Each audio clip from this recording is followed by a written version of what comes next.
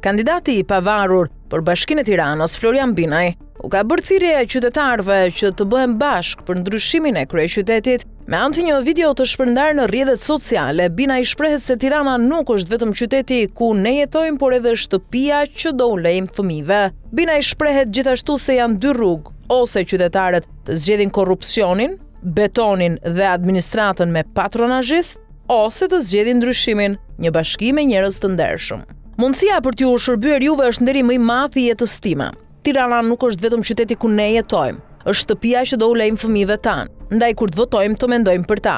Kemi dy rrugë përballë. Të vazhdojmë me korrupsionin, betonin dhe administratën patronazhiste, ose të zgjedhim ndryshimin. Një bashki me njerëz të ndershëm, me profesionistë që u shërbejnë qytetarëve. Ju ftoj që të bëhemi bashkë për ndryshimin. Më shkruani shqetësimet, mendimet dhe historitë tuaja. Së bashku mund ta ndryshojmë Tiranën, shprehet Binaj.